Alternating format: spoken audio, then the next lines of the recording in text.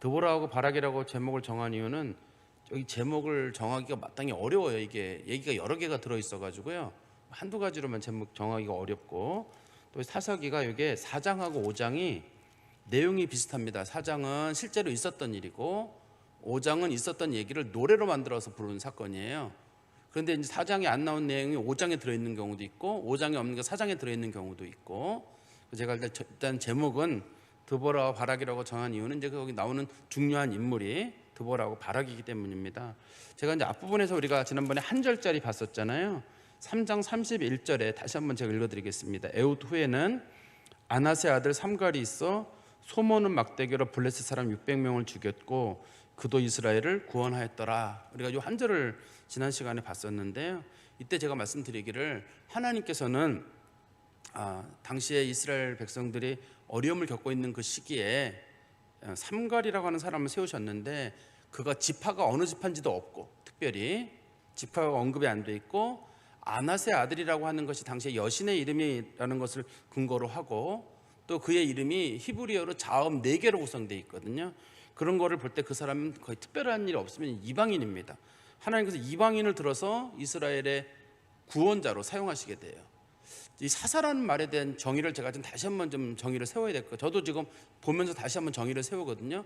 보통의 경우 많은 분들은 사사 그러면 당시에 종교적인 역할도 감당하고 군사적인 역할도 감당하고 재판의 역할도 감당하는, 이 두루 다 감당하는 사람들에 대해서 우리는 사사라고 보는 경우가 있는데요. 근데 그런 경우에 속하는 사람은 실제로는 딱 한 사람이에요. 사무엘 외에는 없습니다.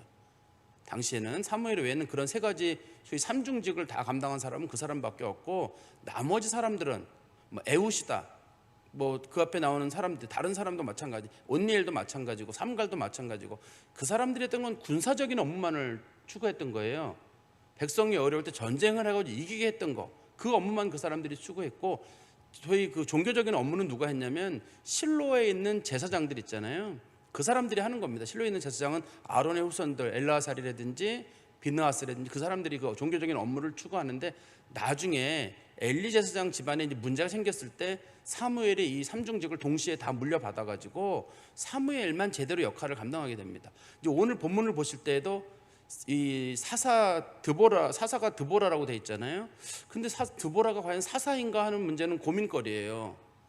드보라가 과연 사사인가? 왜냐하면 드보라가 뭘 했죠? 군사적인 작전은 바락이 했거든요. 당시에 종교적인 업무에 대한 내용은 없습니다. 종교적인 업무를 하려면 이 사람이 어디 머물러 있어야 되냐면 실로에 머물러야 되는데, 이 사람이 머문 곳은 실로라고 돼 있지 않고, 여기 보시면 드보라의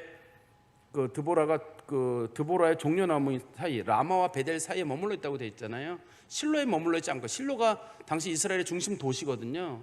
영적인 뿐만 아니라 모든 게 중심 도시인데 거기 있지 않았단 말이에요.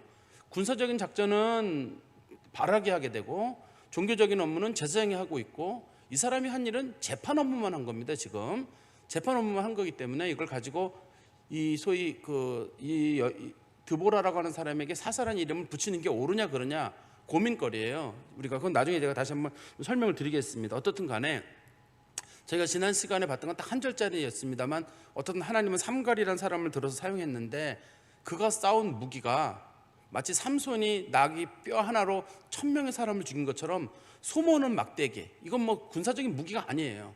군사적인 무기가 아닌데 이 무기를 들고 블레셋 사람 600명을 물리쳐가지고 이스라엘 백성들을 구원하는 일.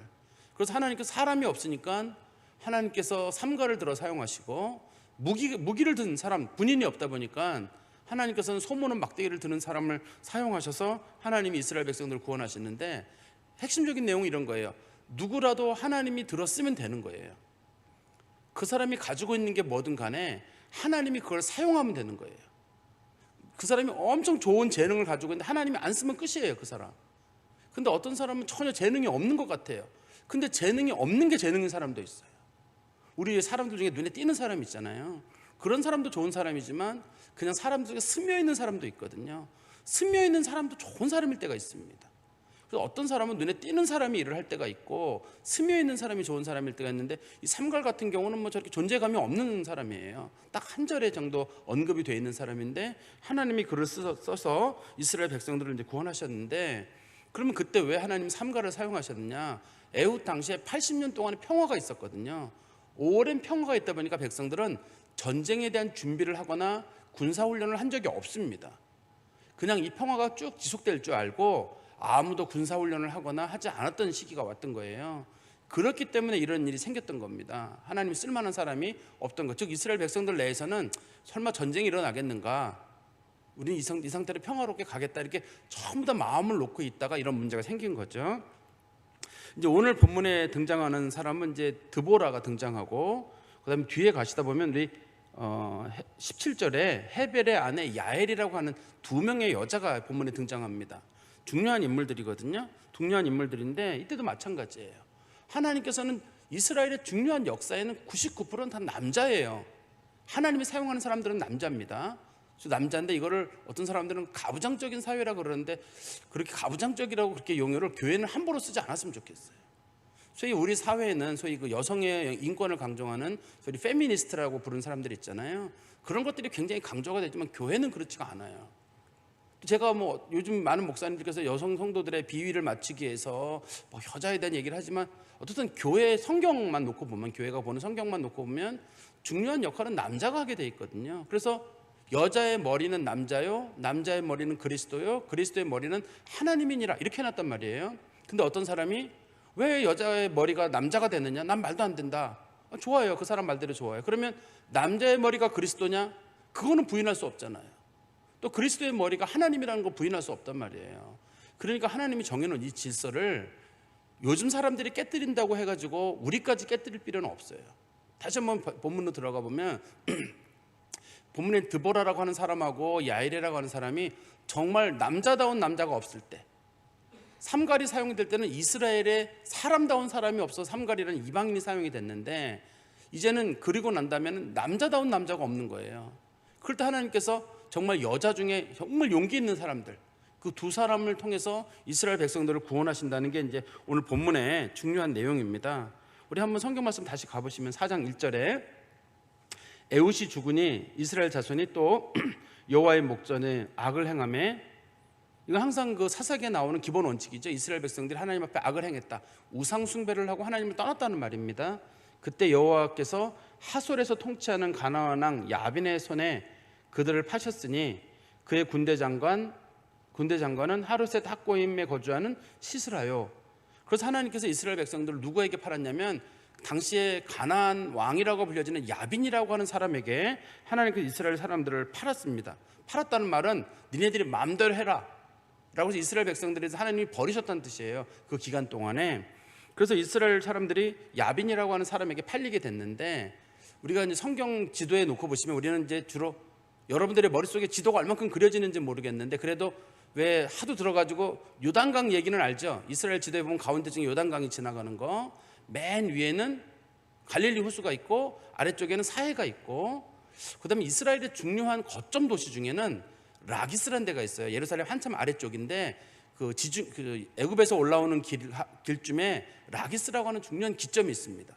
그래서 그 아수르 왕 사네립이 쳐들어올 때도 먼저 예루살렘을 공격하지 않고 저희 애굽에서 지원군이 돌아오는 걸 막기 위해서 라기스를 먼저 점령을 하거든요. 그런가 하면 북쪽에서 쳐들어오는 사람들은 반드시 하솔을 먼저 점령을 해요. 거기도 중요한, 오랫동안 사람들이 살았던 중요한 거점이에요.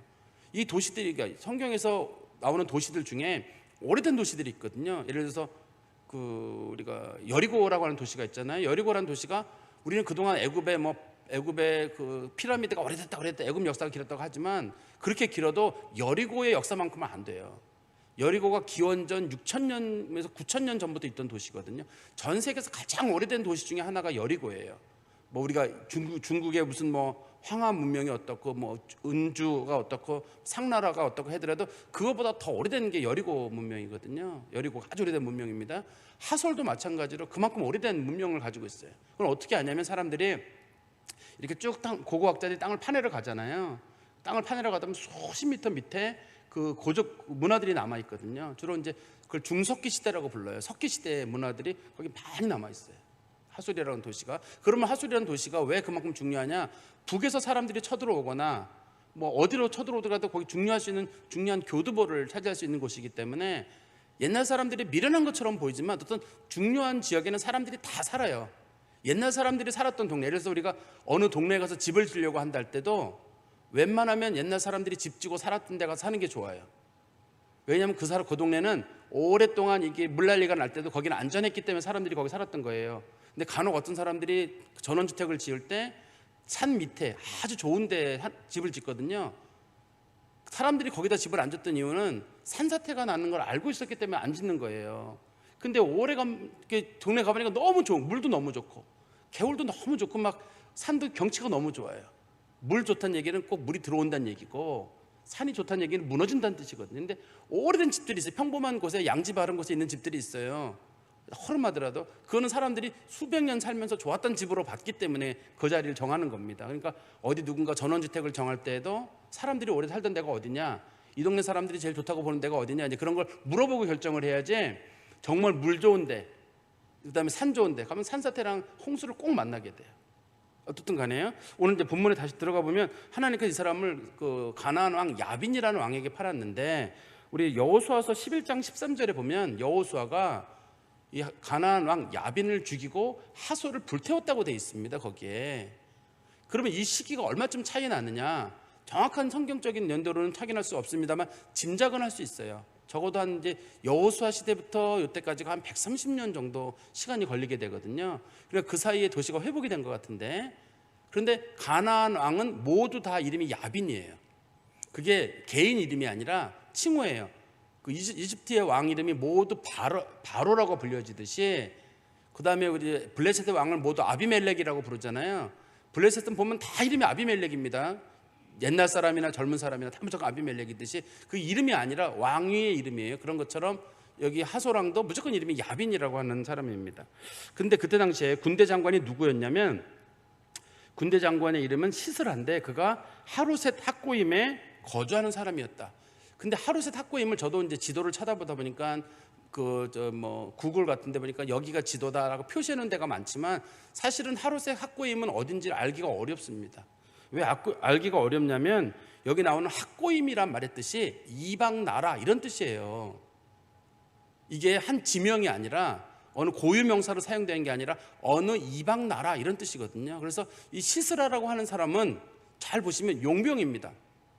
그 가나안 왕 야빈의 군인이 아니라 야빈이 고용한 용병이에요. 어떻게 알 수 있냐면 왕하고 군대 장관이 머물러 있는 장소가 달라요. 왕이 머물러 있는 곳에 군대 장관이 같이 머물러야 되잖아요. 왕은 하솔에 머무르고 있는데 군대 장관은 하루셋 학고임에 머무르고 있거든요. 위치는 어딘지는 모릅니다만 물론 짐작은 가요. 어디쯤 되는지는 짐작은 가는데 갈멜산 어디쯤 되거든요. 짐작은 가지만 어떻든 간에 이 사람이 특별한 사람인 거예요. 그러니까 용병을 좀 동원했다는 거를 좀 우리가 좀 좋게 그 성경을 보는 관점에서 볼 필요가 있어요. 그러면 이스라엘의 용병이라는 말 자체가 너무 여러분들에게 낯설잖아요. 용병이란 말은 돈 주고 사람들을 고용하는 거거든요. 근데 이 용병 제도가 다윗 왕 때도 있었어요. 다윗 왕도 자기가 가장 어려울 때, 압살롬 때 모두가 다윗 왕을 배신했거든요. 근데 끝까지 배신하지 않은 사람들이 있습니다. 두 사람, 군인들 중에 블렛 사람과 그렛 사람들이에요. 한때 블렛의 사람이었다가 용병으로 온 사람들, 그 다음에 크레타 섬에서 온 용병들, 그걸 블렛 사람과 그렛 사람들이라고 부르거든요. 그 사람들이 다윗이 마지막 마하나임으로 도망갈 때 끝까지 따라가는 부대예요. 나머지 이스라엘 전체 부대는 배신을 하고 압살롬에게로 넘어가게 되고, 그때 군대 장관 요압도 마찬가지로 넘어가죠. 군대 전체가 넘어가기 때문에 쿠데타에 성공하는 바람에 다윗이 도망갈 때 다윗의 최측근 용병 부대 그렛 사람과 블렛 사람이 마하나임으로 같이 가게 됩니다. 그러니까 용병이라는 말이 요즘만 사용되는 용어가 아니라 옛날에도 용병이라는 용어가 있었습니다. 용병이란 말도 지금 제가 이렇게 잘 설명을 드리는 이유는 그 사람이 이스라엘 지형을 잘 모르는 사람이라는 뜻이에요. 이스라엘 지형을 알았더라면 시스라가 이런 전쟁에 참여하지 않았을 거거든요. 그런데 그들이 뭘 가지고 있었냐면 3절에 야빈 왕은 철병거 900대가 있었다. 철병거란 말의 뜻은 모든 병거 자체가 쇠로 만들어졌다는 뜻이 아니라 바퀴에 테두리를 그 철로다가 쌓았다는 얘기예요. 근데 보통의 사람들은 옛날 사람들은 바퀴를 주로 나무로 만들어 가지고 이게 바퀴가 그냥 비포장지대에서 어느 정도 갈 수는 있는데 중간에 이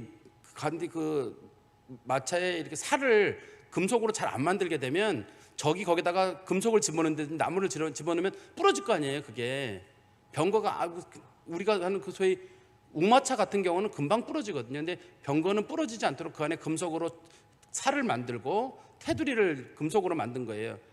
그다음에 그 안에는 나무가 들어있죠. 왜냐하면 너무 금속으로 하면 무겁기 때문에 나무로 테두리를 만들고 그 바깥에 둘러가면서 금속으로 이제 바퀴를 둘러싼 겁니다. 그건 이제 고고학적 자료에 의해서 발견이 되는 겁니다. 근데 그 사람들이 이스라엘 백성들을 얼마 동안 괴롭혔냐면 20년 동안 괴롭혔는데, 성경에 보면 그들의 했던 것을 3절에 이렇게 표현하고 있어요. 심히 학대했다.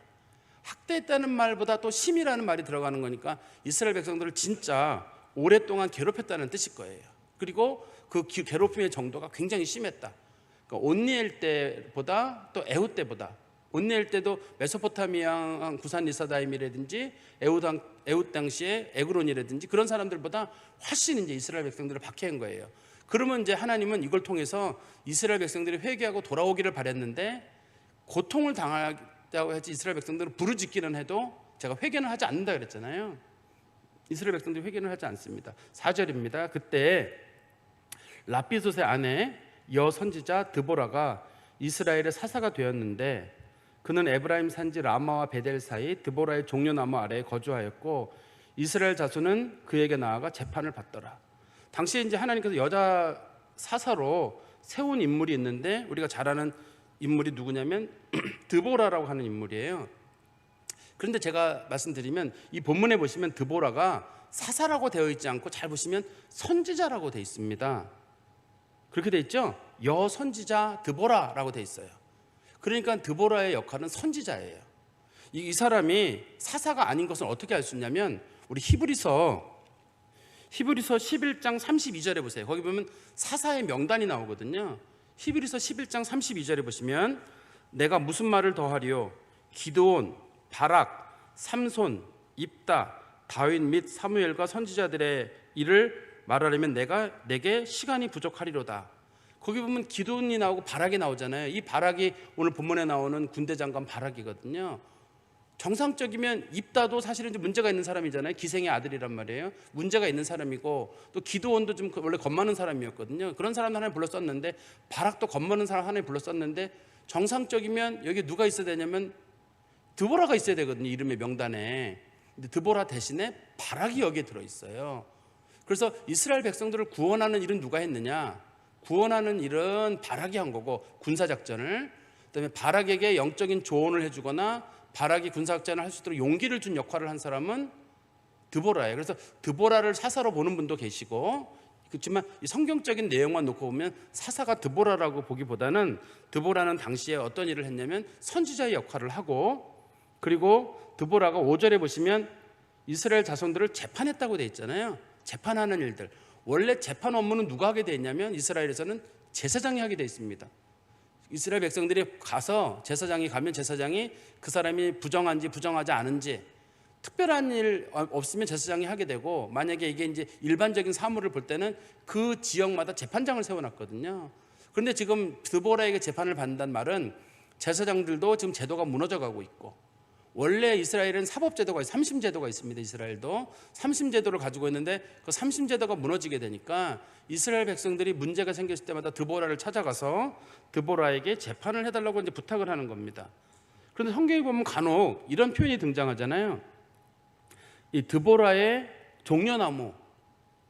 왜 이런 용어를 쓰냐면, 당시에는 내비게이션이 없어가지고 위치를 표시할 수 있는 방법이 없어요.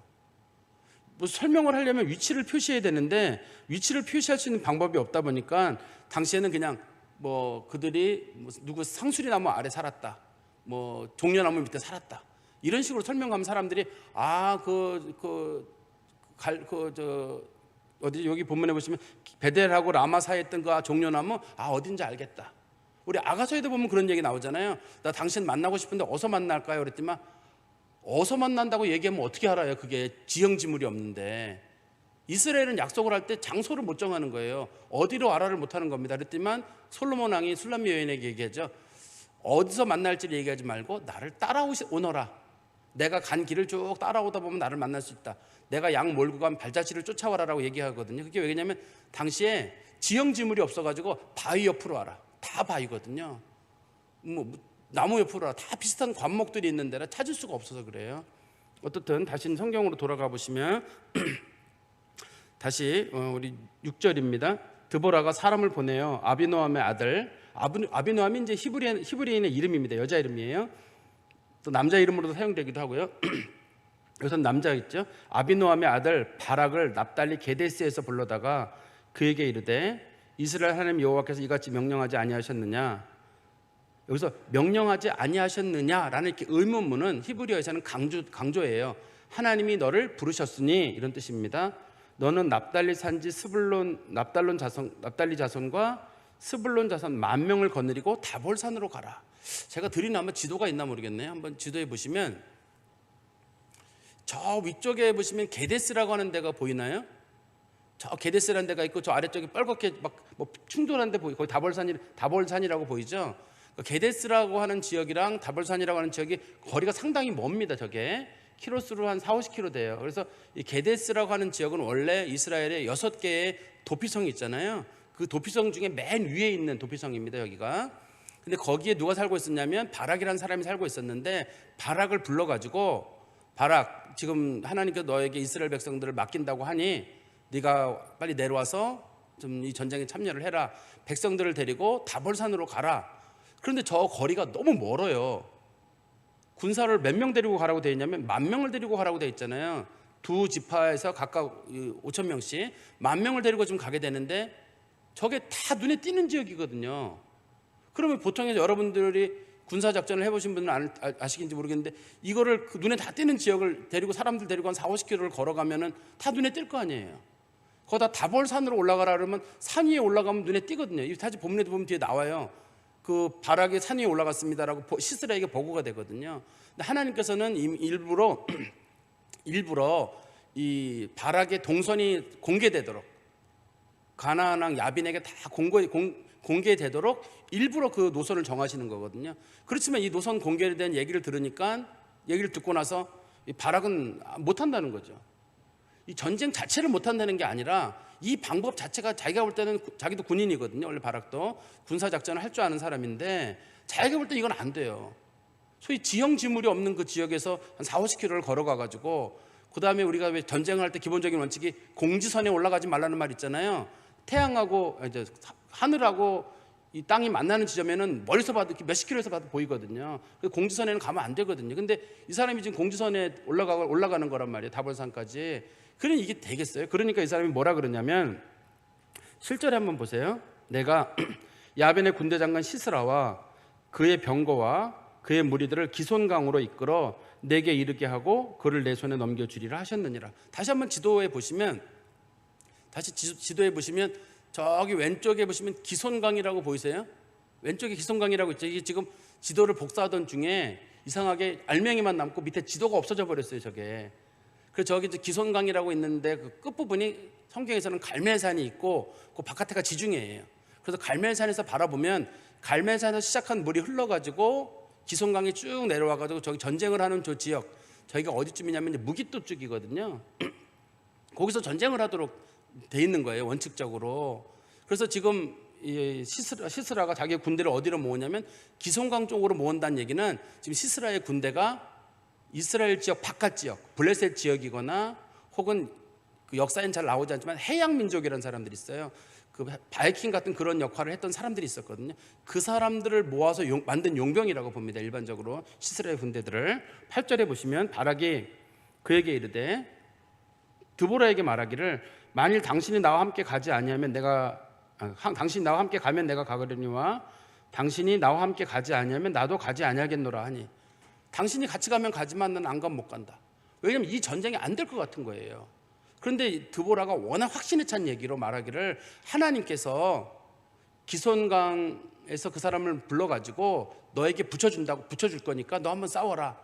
그런데 20년 동안 이미 이렇게 당한 데다가 이미 용병들은 전투를 오래 했던 사람들이잖아요. 용병들이 일반 군대보다 싸움을 잘한단 말이에요. 근데 이 사람들이 이스라엘 백성들하고 전쟁을 해야 되는데 이게 지금 바락한테 얘기하니까 바락이 어떻게 해 이거를. 그러니까 바락이 가고는 싶지만 현실적으로는 자기는 못하겠고 믿음이 약하기 때문에 그 정도를 못하겠다고 하는 거니까 그때 그 바락이 드보라에게 말하기를 당신이 가면 가고 당신이 안 가면 난 못 가겠다. 그만큼 당신이 내게 주는 영향력도 크고 또 우리 군대들도 당신이 함께 가면 같이 간다는 거예요. 그래서 지금 보면은 군인은 바락이 군인이지만 이스라엘 백성들을 이끌고 있는 정신적인 지도자는 여기서는 드보라예요. 굉장히 믿음이 좋은 사람인 거예요. 이 안 되는 전쟁을 하겠다고 하는 거거든요. 지금 하나님께서 도와준다는 그 믿음을 가지고 있는 사람이기 때문에 이 사람이 이 전쟁을 하겠다고 지금 얘기를 하는 겁니다. 뿐만 아니라 지금 시스라에게는 철병거가 900대가 있어요.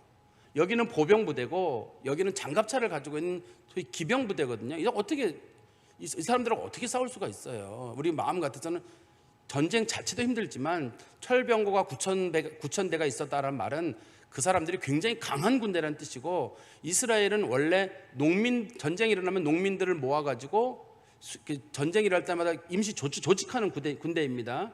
이스라엘은 그런 군대로 구성되기 때문에 그런 군대랑 싸운다는 건 불가능한 일이니까 이런 겁을 먹었을 거예요. 근데 9절에 이르되 내가 반드시 너와 함께 가리라. 그러나 내가 이번에 가는 길에서는 영광을 얻지 못하리니 이는 여호와께서 시스라를 여인의 손에 파실 것임이니라 하고 드보라가 일어나 바락과 함께 게데스로 가니라. 이제 게데스는 원래 바락의 고향이거든요. 그 게데스로 간 이유는 거기서 이스라엘 사람들을 모아가지고 다시 다볼산으로 내려올 거예요. 근데 그때 당시에 드보라가 했던 말이 있어요. 전쟁은 네가 하지만 이번에 내가 영광을 얻지 못한다. 실제로도 그래요. 바락이 전쟁에서 승리를 하는 일은 바락이 공은 다 세우거든요. 전쟁의 공은 누가 얻게 되냐면 드보라랑 야엘이 얻게 됩니다. 왜냐하면 하나님께서 원하시는 원칙이 있거든요. 믿음으로 하지 않는 건 하나님이 좋아하지 않아요. 하나님이 원하시는 건 지금 믿음하고 용기예요. 이 사람이 원하는 게. 믿음이라고 하는 거는 동시에 용기가 필요한 겁니다. 아, 저 사람 믿음 좋다 할 때 정말 누가 봐도 안 되는 싸움에도 하나님이 하시면 한다 하는 이 용기를 갖는 거예요. 그냥 믿음이 좋다 그러면 천국 간다 이런 것만 믿음이 아니잖아요. 어떤 상황에도 전혀 불가능한 상황에도 하나님이 도와주시면 된다 하는 그런 용기를 가진 사람, 그게 이제 믿음이 좋은 사람이란 말이에요. 그런데 지금 이 바락은 군인이고 군대 장관으로 군대를 10,000명이나 가지고 있지만 그거를 할 만한 용기가 없어요. 그렇지만 이 드보라도 그렇고 뒤에 등장하는 야엘도 그렇고 그 사람들은 모든 것을 포기하고도 싸울 만한 용기가 있는 사람들이거든요. 그래서 하나님께서 그 영광을 누구한테 줬냐면 믿음 좋은 사람들, 그 사람들에게 하나님 용기를 기회를 주시겠다, 그렇게 설명하고 있는 거죠. 그리고 11절에 가보시면 10절에 바락이 스불론과 납달리를 게데스로 부르니 10,000명이 그를 따라 올라가고 드보라도 그와 함께 올라가니라. 이 스불론과 납달리 사람들만 부른 이유는 거기가 마침 게데스가 있는 지역에 속한 지파 사람들이에요. 그리고 마침 여기가 가나안 왕 야빈이 다스리고 있는 하솔에 있는 지역이라서 가장 박해를 많이 겪었던 지역 사람들입니다. 그 사람들을 끌고 지금 전쟁을 하는 거죠. 11절입니다. 모세의 장인 호밥의 자손 중 겐 사람 헤벨이 자기 족속을 떠나 게데스 가까운 사하나님 상수리 나무 곁에 이르러 장막을 쳤더라. 여기도 보면은 지형 지물이 뭐가 없으니까 이렇게 돼 있잖아요. 그냥 사하나님 상수리 나무 곁에 섰다. 사하나님은 동네 이름이고 상수리 나무라고 나오잖아요. 여기는 위에는 아까 종려나무잖아요. 드보라의 종려나무, 여기는 상수리 나무. 사람들이 부를 때 아, 저 집은 배나무집, 저 집은 사과나무집, 저 집은 감나무집, 뭐 그런 식으로 부르는 것처럼 여기는 상수리 나무집인 거예요. 상수리 나무집인데 마침 원래 이 성경에 보시면 이 사사기 1장 16절에 이 겐 족속은 어디에 머물러 있었냐면 여리고에 원래 머물러 있었어요. 아래쪽에 여리고랑 이스라엘 제일 남부 아말렉 사람들이 살고 있는 지역에 겐 족속이 살고 있었거든요. 이 본문에 보시면 모세의 장인이 호밥이다 할 때 거기 보면 장인이라는 말에 조그만 글씨로 이렇게 써 있죠. 조그만 글씨로 보시면 처남이란 뜻도 있음 이렇게 돼 있잖아요. 그리고 호밥의 자손 이렇게 돼 있거든요. 원래 모세의 장인은 이드로잖아요. 이드로가 모세의 장인인데 여기서 호밥이 이제 모세의 처남인 것처럼 돼 있는데 어떻든 처남인지 장인은 분명히 아니지만 이제 처남인지 혹은 처남의 후손들인지는 몰라요. 모세의 어떻든 그 사람들이 어디 살았냐면 게데스 가까운 사하나님 장막 곁에 어느 집 헤벨이라고 하는 사람이 이사를 온 거예요. 원래는 저 아래 여리고에 살고 있는 게 대부분이었는데 그 사사기 1장 16절에 보면 나옵니다. 그들이 여리고에 가까운 곳 살고 있다가 그 사람들이 상당히 먼 곳까지 이사를 온 거예요. 여리고는 사해에 있는 데입니다. 원래 거기서 걸어서 여기 게데스까지는 적어도 한 150km 이상의 먼 지역인데 어떤 이유인지 모르게 그 사람들이 거기 이사 와서 살고 있었습니다. 12절에 아비노함의 아들 바락이 다볼산에 오른 것을 사람들이 시스라에게 알림해. 아까도 제가 말씀드렸죠. 게데스에서부터 다볼산까지 지도 한번 보여주시겠어요? 게데스 지도에 보시면 게데스가 저 맨 위 지역이란 말이에요. 저 맨 위 지역에서 저기 전쟁이 일어나고 있는 다볼산까지 사람들이 내려오는데 저게 눈에 안 띄겠어요? 그 다음에 지금 산 위로 올라가라 그랬거든요. 산 위로 올라가면 또 눈에 안 띄겠어요? 이스라엘은 나무가 많은 것도 아니고.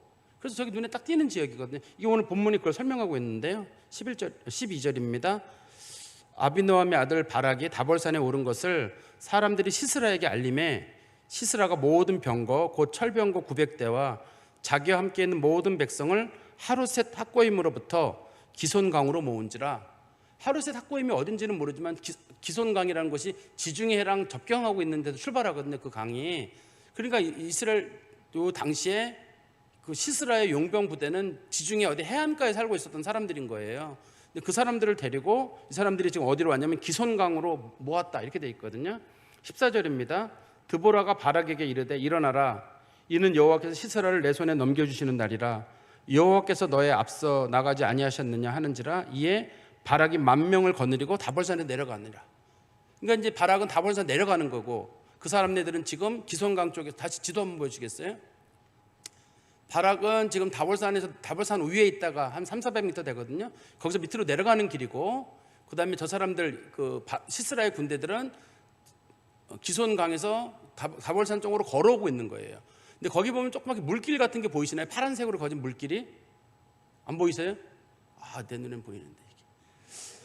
기손강에 물이 쭉 흘러가지고 다볼산 가까이까지 개울이 있어요. 그게 개울이 흐르거든요. 이게 원래 이게 소위 그 기손강이라는 게 큰 강이 아니에요. 큰 강은 아닌데 이게 소위 그 사막에는 와디라 그래가지고 평상시에는 물이 안 흐르는데 비가 많이 오면 이게 물이 흘러요. 이 강이 이게 물이 많이 흐르는데 우리가 지난번에 성지순례 갔을 때 봤었어요. 이거 그 갈멜산에서 보면은 갈멜산 저 아래 이렇게 수십 킬로 지점에 큰 평지가 있어요. 큰 평지 이름을 이스라엘 평지라고 하거든요.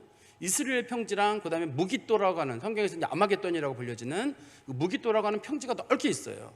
거기가 농사짓기도 좋고 성경에서 보면 아마겟돈에 전쟁이 일어난다고 말한 이유는 이스라엘에서 그만한 넓은 평지가 없어요. 전쟁을 할 때 수십만 수백만이 함께 모여서 전쟁할 수 있는 곳이거든요. 거기는 누구에게 좋냐면 기병대에게 좋아요. 말이나 이 병거를 타고 있는 사람들은 거기서 막 달리면 돼요. 너무 큰 좋은 평지인 거예요. 근데 거기에 단점이 하나가 있는데 평상시는 거기가 평지지만 비가 내리면 거기가 늪이 돼요. 거기가 늪이 됩니다. 평상시는 좋은데.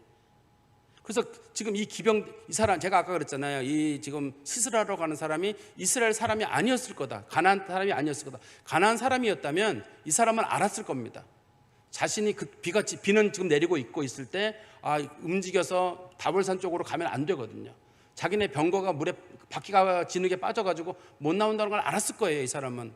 그렇지만 이 사람이 모르니까 거길 달려갔을 거고 이스라엘 사람들은 알죠. 거기 벌써 산지 100여 년 넘었으니까 저 바보들이 저기로 오는구나. 딱 중간에 만났는데 싸워볼 일도 없습니다. 왜 싸워볼 일도 없냐면 성경에 한번 보세요.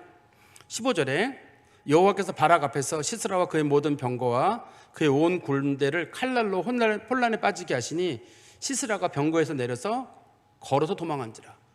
왜 도망가는 거냐면 거기가 진흙 땅이거든요. 이게 아프리카나 이런 데 그 와디라고 하는 지역을 가보신 분들은 알아요. 평상시에는 물이 없어요. 하나도 평평하고 좋아요. 그런데 비가 한번 내리면 홍수가 크게 나는 거예요. 뭐 차들이 떠내려가고 할 정도로. 근데 여기도 지금 그런 지역이라면 이스라엘 평지랑 무깃도가 그런 지역인데 마침 그쪽 지역으로 하나님께서 이 사람들을 이끌어온 거예요. 시스라라고 하는 사람이 이걸 현재 지형을 잘 모르는 사람을 끌고 와가지고 여기서 좀 전쟁을 하게 하시는데 그들의 장점이 뭐였냐면 기병대가 장점이었거든요. 말 타고 그 다음에 이 병거 끌고 오는 게. 근데 거기 가니까 그게 단점인 거예요. 그동안 바락 같은 경우는 전쟁을 무서워하는 이유가 뭐냐면 분명히 그 무깃도에 가면 자기가 전쟁에서 져요. 왜냐하면 거기는 기병들이 말 타고 달리며 싸우는 지역인데 자기네는 다 보병 부대거든요. 이스라엘은 원래 그 말이나 군대가 없습니다. 병거 부대가 없어요. 원래 하나님께서 솔로몬에게도 나중에 병거랑 말 많이 준비하지 마라 그랬거든요. 그래서 이스라엘은 그런 부대가 없어요, 원칙적으로. 왜냐하면 이스라엘은 주로 산하고 골짜기에서 전쟁을 하는 나라고, 이스라엘은. 근데 이 지금 시스라의 군대는 평지에 싸우는 군대거든요. 근데 이 군대가 전쟁을 하게 됐는데 결과적으로는 싸워보지도 않고 이스라엘이 이기게 된 거예요. 갑자기 이 성경에는 언급이 없지만 뒤에 보면 사진 5장에 보면 나옵니다. 이 사람들이 하나님께서 당시 폭풍우를 내리셔가지고 비가 내리는 바람에 그 물이 흘러가지고 그 무기토 지역이랑 이스라엘 평지가 물바다가 돼버린 거예요. 그래서 그 사람들이 일단 병거에서 내려서 도망가야 되잖아요. 그래서 본문에 보니까 시스라가 병거가 안 움직이니까 늪에 빠져버리니까 어떤 사람들은 거기서 살아나려고 막 몸부림치고 자기들끼리, 또 어떤 사람들은 거기서 도망을 가게 되고, 그래서 시스라가 걸어서 도망을 했다. 이게 그런 뜻입니다, 이 본문에서. 그리고 난 다음에 16절입니다. 바락이 그의 병거들과 군대들을 추격하여 하레셋 학고임에 이르니, 바락이 지금 이 사람들 저거 한 걸 뿐만 아니라 바락의 군대는 병거가 없기 때문에 걸어서 가는 부대니까 물이 있건 없고 별로 상관이 없거든요. 이 사람들은 걸어가지고 어디로 가냐면 하루셋 학고임, 이거는 시스라의 부대에 본진이 있는 지역이에요. 본진이 있는 지역에 가가지고 시스라의 온 군대가 다 칼에 엎드려졌고 한 사람도 남은 자가 없더라. 거기 가가지고 이 사람들이 그 본진을 공격하는 거예요, 또 한 번. 그러니까 무기토에서 한 번 전쟁을 일으키고 그다음에 또 한 번은 그 시스라의 군대 본진이 있는 데까지 가서 공격을 하게 됩니다. 그리고 17절입니다. 시스라가 걸어서 도망하여 겐 사람 헤벨의 아내 야엘의 장막에 이르니 이는 하소랑 야빈과 겐 사람 헤벨의 집 사이에는 화평이 있습니다. 다시 한번 지도 보시겠어요? 지금 전쟁이 일어난 지역은 저 다볼산인데 저쪽 지역이잖아요. 근데 게데스 지역 저 위에 거기에 야엘이 살아요. 그러니까 키로수로 적어도 100여 킬로 정도 되는데 지금 이 사람 그 시스라가 글로 도망가고 있는 이유는 그 조금 위에 하솔이라고 하는 야빈의 원래 성이 있습니다. 거기가 자기네 원래 그 자기를 지금 도와주고 있고 후원하고 있는 야빈의 성이 거기 있기 때문에 거기에 가서 이제 이 상황을 알리고 도움을 청하려고 좀 그 길로 가는 길이거든요. 너무 많이 걸어가지고 지쳐가지고 중간에 헤벨이라고 하는 사람이 장막을 치고 살고 있는 그곳에 집에 들르게 됐다는 얘기입니다. 이 본문에서 다시 18절에 말씀해 보시면 헤벨의 아내 야엘이 나가 시스라를 영접하며 그에게 말하되 나의 주여 들어오소서, 내게로 들어오시고 두려워하지 마소서 하매 그가 장막으로 들어가니 야엘이 이불로 덮으니라. 숨겨줬다는 뜻이에요. 그 사람을 이불로 덮어줬다는 뜻입니다. 19절입니다. 시스라가 그에게 말하되 청하노니 내게 물을 조금 마시게 하라. 내가 목이 마르다 하매 우유 부대를 열어 그에게 마시게 하고 그를 덮으니, 물 좀 달라고 했는데 이 사람이 요기도 못했을 것 같으니까 물을 주는 게 아니라 우유까지 같이 준 거예요. 그러니까 이 사람이 우유를 먹으면 사람이 졸음이 오잖아요, 원칙적으로. 그러다 보니까 많이 피곤한 데다가 우유까지 먹어 졸음이 와가지고 20절 말씀해 보시면 그가 또 장막문에 섰다가 또 이르되 장막문에 섰다가 만일 사람이 와서 내게 묻기를 여기 사람이 있느냐 하거든 없다 해라. 문 밖에 잘 지켜달라. 혹시라도 군대가 쫓아와서 사람 봤냐 그러면 못 봤다고 얘기를 해달라고 하는 거죠. 그리고 21절에 보시면 그가 시스라가 잠이 드니 헤벨의 아내 야엘이 장막 말뚝을 가지고 손에 방망이를 들고 그에게로 가만히 가서 말뚝을 그의 관자놀이에 박음에 말뚝이 꿰뚫고 땅에 박히니 그가 기절하여 죽으니라. 지금 이 야엘이라고 하는 여자가 상당한 정도의 용기를 가진 사람이죠. 지금 원래 헤벨의 가족이랑 그 야빈의 지역은 원래 평화협정을 맺고 있는 지역에서 공격하지 못하게 돼 있거든요, 원칙적으로. 근데 아마 이 여인이 그 자기 남편한테 얘기를 했을 거예요. 헤벨한테 내가 저 몽둥이로다가 해가지고 말뚝을 그 사람 머리에 박아 죽일 거야. 그랬을 거란 말이에요. 그 사람 잘 때 남편이 그러지 마. 전 그랬을 것 같아요. 당신 용기가 있으니까 말뚝 갖다 그 사람 관자놀이 여기거든요. 거길 때려가지고 몽둥이로 때려서 죽여. 당신 할 수 있어. 이렇게 하지는 않았을 거예요, 정상적이면. 그리고 이게 실패하잖아요. 시스라는 유명한 군인이거든요. 실패하면 어떻게 돼 이게? 만약에 성공을 하더라도 이 사실이 하소랑 야빈에게 알려지게 되면 이 사람들이 전멸하게 되거든요. 남편도 그렇고 이 여자도 그렇고 목숨을 거는 거예요. 지금 목숨을 걸고 하는데 왜 이 일을 하게 됐냐면 하나님이 이기게 하실 거라는 생각이 있어요. 이스라엘이 이번 전쟁에 이길 거라는 그런 확신이 있었던 거예요, 이 사람들이.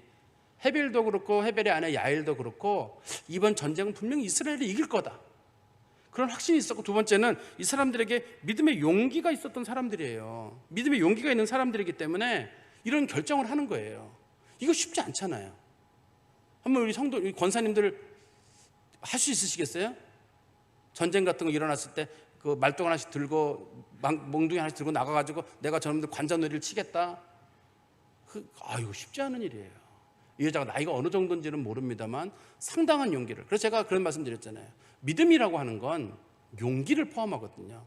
근데 용기란 전부를 거는 거예요. 지금 이 사람네들이 야엘이 지금 실수하게 되면 야엘과 이 집안이 큰일 나는 겁니다. 큰일 나는 거예요.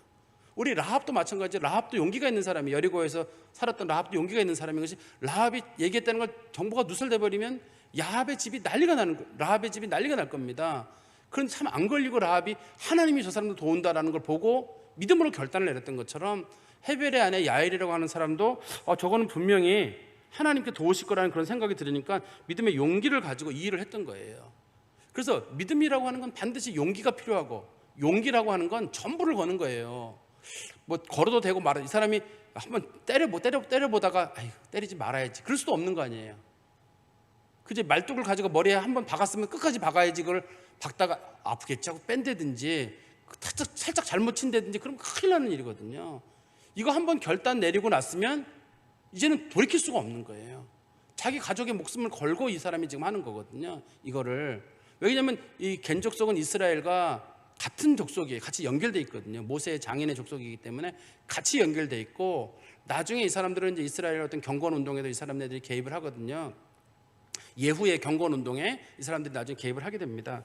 어떻든 우리 본문에 다시 가보시면 22절입니다. 바락이 시스라를 추격할 때 야엘이 나가서 그를 맞아 그에게 이르되, 오라, 내가 찾는 그 사람을 내가 내게 보이리라. 밤에 바락이 그에게 들어가 보니 시스라가 엎드려져 죽었고 말뚝이 그의 관자놀이에 박혔더라. 그 드보라가 얘기했던 건 똑같잖아요. 분명히 쫓아온 거는 바락이었는데 처리는 야엘이 처리한 거예요. 야엘이 처리하지 않았으면 이거 바락이 처리했을 거거든요. 그래서 사람들이 그러기를 바락이 시스라를 죽였다라고 했을 거예요.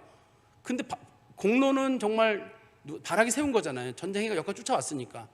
그렇지만 와보니까 일은 누가 끝냈냐면 야엘이 끝낸 거거든요. 그러니까 하나님께서 믿음이 없는 사람이었던 바락에게는 아무리 그 사람이 싸움을 잘해도 그 사람에게는 은혜를 주시는 게 아니라, 은혜는 하나님에 대한 믿음의 용기를 가졌던 드보라하고 야엘이 여기서 하나님 앞에 은혜를 받게 된다는 겁니다. 그런데 제가 다시 말씀해 가보시면 우리 23절입니다. 이와 같이 이날에 하나님이 가나안 왕 야빈을 이스라엘 자손 앞에서 굴복하게 하신지라. 이스라엘 자손의 손이 가나안 왕 야빈을 점점 더 눌러서 마침내 가나안 왕 야빈을 진멸하였더라. 시스라가 죽었다고 해서 전쟁이 지는 건 아닙니다. 시스라는 용병부대의 일부라 그랬잖아요. 제가 가나안 왕 야빈은 여전히 군대를 가지고 있어요. 그런데 시스라의 군대가 무너지니까 서서히 무너지는 거예요. 하나가 무너지니까 다 무너지는 거예요. 아무리 견고한 것도 작은 것 하나 무너지면 다 무너뜨릴 수 있어요. 정말 틈이 없어 보일, 인생에 살다 보면 희망이 없어, 아무것도 안 될 것 같아, 그런 때가 있어요. 그런데 가까이 가보면 다 틈이 있어요. 그 틈 하나만 공격하면 무너져요.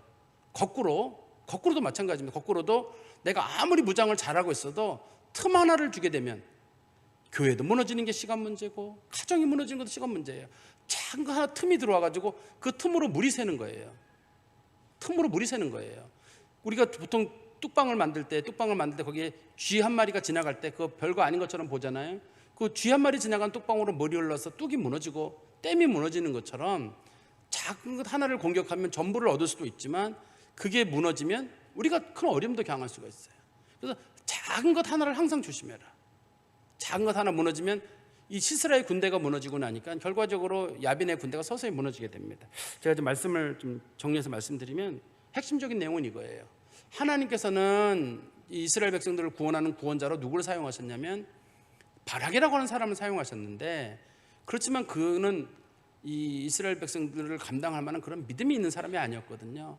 그래서 하나님께서 믿음의 사람으로, 정말 당시에는 주로 남자만 사용했는데 불구하고 여자를 불러가지고 드보라라고 하는 사람이랑 야일이라고 하는 사람을 통해 가지고 이 일을 시작도 하시고 마무리도 하시는 거예요. 그런데 드보라도 참 믿음이 좋은 사람, 또 이 야일이라는 사람은 참 믿음이 좋은 사람. 그래서 믿음이 좋다는 말은 이 두 사람 다 지금 군사작전을 대신하고 있는 거잖아요.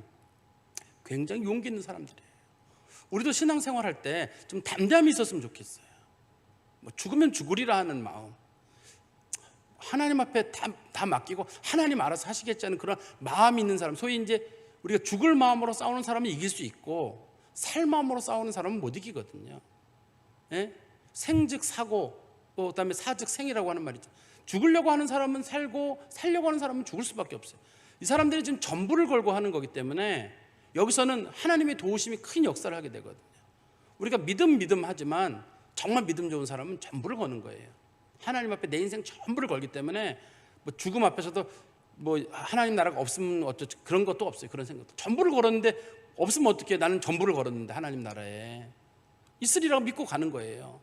또 인생의 문제에 대해서도 하나님 분명히 도우신다는 그런 각오를 믿고 각오하는 가운데도 믿음 생활하는 거지, 그냥 대충 믿음 생활하는 건 좀 믿음이라고 보기 어려울 것 같아요. 저는 이 드보라도 그렇고 야엘도 그렇고 참 믿음 좋은 사람이라 하나님이 그 사람들을 사용하신 것 같습니다. 우리도 이 말씀 마음에 두고 사시기를 간절히 소망합니다. 기도하겠습니다. 하나님 아버지, 주님 안에 감사합니다. 참 하나님께서는 이런 귀한 말씀을 통해서 저희들로 하여금 영적으로 깨닫게 해주시고, 우리 눈에는 전혀 안 될 것 같아 보이는 싸움들도 하나님이 개입하시면 능히 이기게 하시리라 믿습니다. 참 이스라엘 백성과 야빈의 군대가 싸워서 싸움이 안 될 전쟁이었지만 하나님이 기이한 방법으로 그들을 기성강 시내의 무깃도와 또 이스라엘 평지로 그들을 부르시고 하나님의 방법으로 그들을 물리치게 하셨고, 또 여인의 손을 통해서 믿음의 용기가 있는 사람들을 통해서 이스라엘 백성들을 구원하신 것을 저희들이 말씀을 통해서 봅니다. 우리 눈으로 이기냐 지냐를 평가할 게 아니라 하나님이 하시면 된다는 분명한 믿음 가지고 살게 하여 주시옵소서. 전부를 맡길 줄 아는 믿음의 용기가 있는 사람들이 우리 가운데 많게 하여 주시옵소서. 예수 그리스도의 이름으로 기도하옵나이다. 아멘.